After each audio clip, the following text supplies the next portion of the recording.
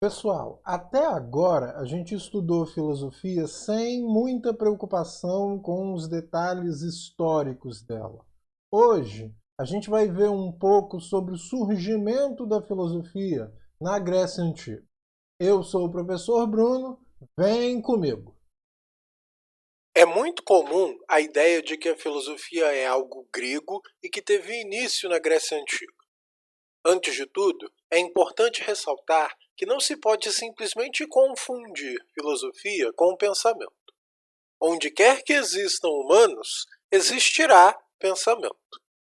Desde sempre, em todos os cantos do planeta, seres humanos pensam em torno das questões mais importantes de suas vidas.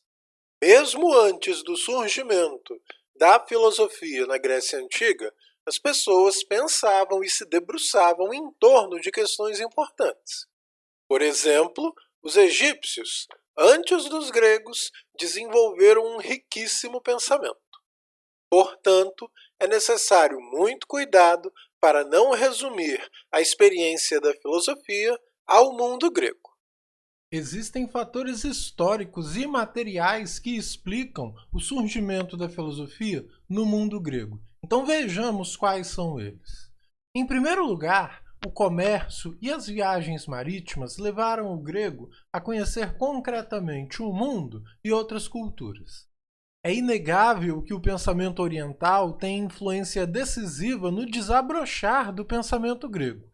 Note-se, por exemplo, como muitas cidades-estado gregas ficam localizadas no que chamamos hoje de Turquia. O mundo grego não se resume ao que hoje nós chamamos de Grécia. Em segundo lugar, a invenção do calendário. O tempo deixou de ser incompreensível e divino e passou a ter dias, anos e estações. E, naturalmente, as pessoas começaram a se perguntar sobre o que é o tempo. Em terceiro lugar, a invenção da moeda, devido à sofisticação da vida na cidade, o que nos leva a mais um desses fatores, que é o surgimento da vida urbana, o predomínio do comércio e do artesanato. Surge, assim, uma classe comerciante que, para se contrapor à aristocracia da época, vai apoiar as artes, a técnica, o conhecimento e, assim, a filosofia. Em quinto lugar, a invenção da escrita alfabética também é importante para entender o surgimento da filosofia, pois isso é um sintoma de que a capacidade de abstração se desenvolveu. Nasce, assim, um meio que pode ser usado por todos para expressar pensamentos. Finalmente, a invenção da política também atua de maneira decisiva para o surgimento da filosofia.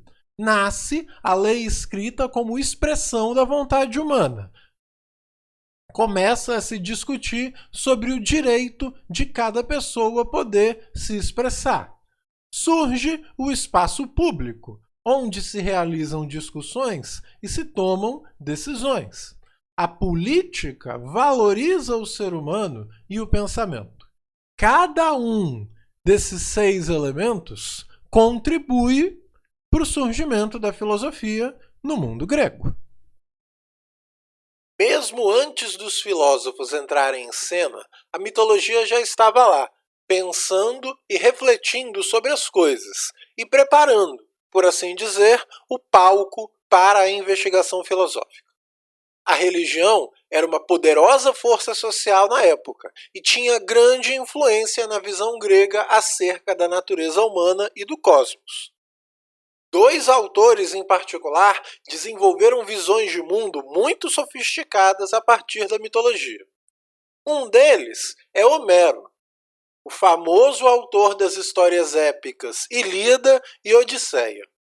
A primeira obra narra a ira de Aquiles e as batalhas na Guerra de Troia, incluindo o envolvimento dos deuses e a penúria das pessoas comuns durante a guerra. A segunda obra é uma crônica das aventuras do Odisseu, que, através de suas jornadas ao submundo e outras partes do universo mitológico, encontra deuses e criaturas estranhas, às vezes amigas, às vezes inimigas.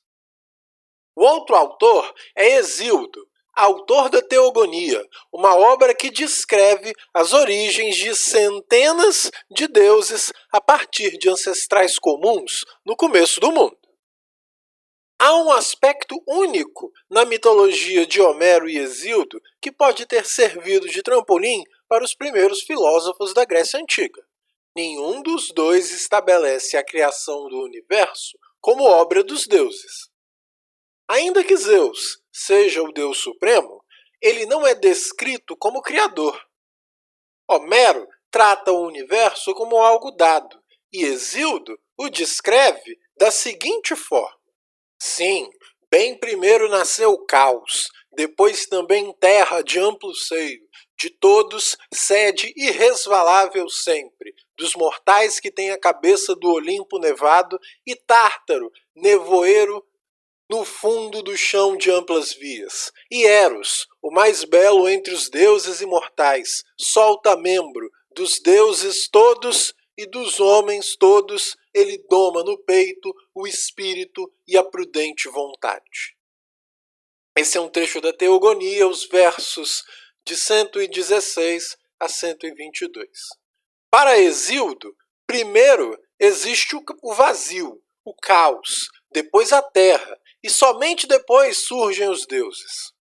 E quando estes aparecem em cena, se comportam de uma maneira um tanto desordenada, às vezes até alterando as operações da natureza conforme seus caprichos. Isto tudo abre muito espaço para a especulação sobre como o mundo surgiu, do que ele é composto e o que dá a ele ordem e sentido. As explicações oferecidas pelos primeiros filósofos não eram apenas filosóficas, mas também, para a época, científicas. Não por acaso, muitos deles eram interessados em matemática, astronomia, biologia, etc. Em torno de 600 a.C., as cidades-estado gregas da região da Jônia eram as mais importantes em termos comerciais, culturais e econômicos do Mediterrâneo. Mileto, a cidade jônica mais ao sul no mapa, era a cidade grega mais rica da época e o centro do primeiro despertar da filosofia grega. Então essas cidades que estão em azul no mapa, todas elas banhadas pelo mar Egeu e por isso experimentando esse intercâmbio intenso entre povos asiáticos e o mundo grego, vai ser justamente essa região no mapa em azul que vai experimentar esse desenvolvimento muito grande do conhecimento e especificamente da filosofia. O primeiro grupo de filósofos é uma trinca de pensadores de Mileto: Tales, Anaximandro e Anaxímenes. Os três concordam com a noção de que todas as coisas vêm de uma única origem ou princípio. Tales acreditava que este princípio era a água. Anaximandro dizia que era uma substância diferente de todas as outras, eterna, infinita e imutável. Anaxímenes dizia ser o ar. A observação era muito importante para os três. Tales, por exemplo, conseguiu prever um eclipse que aconteceu em 585 a.C. Anaximandro, baseado no fato de que humanos recém-nascidos são extremamente frágeis após nascer, argumentou que, se o primeiro humano tivesse, de alguma forma, brotado da Terra, ele não teria sobrevivido. Portanto, ele conclui, humanos evoluíram de outros animais cujos recém-nascidos são mais capazes. À medida que encorajavam a observação e estimulavam uma abordagem racional das questões tradicionais que eram antes respondidas pela mitologia, a cidade de Mileto criou o palco para o surgimento da filosofia em todo o mundo grego. Estes pensadores, que são chamados de filósofos pré-socráticos porque vêm, historicamente falando, antes de Sócrates, se concentravam em três grandes problemas filosóficos.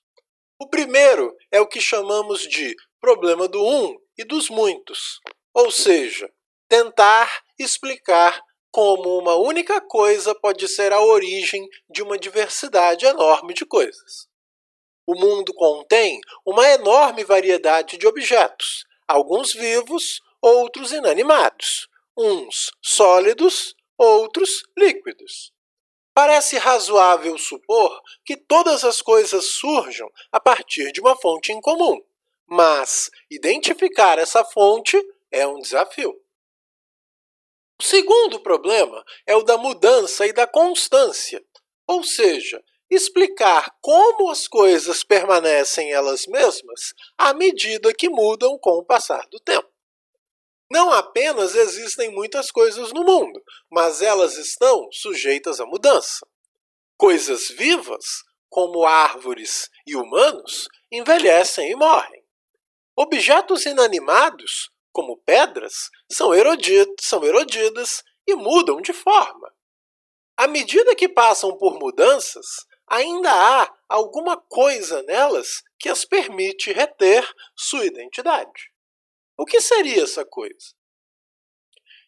O terceiro problema é o do relativismo, ou seja, determinar se os princípios são naturais e absolutos ou artificiais.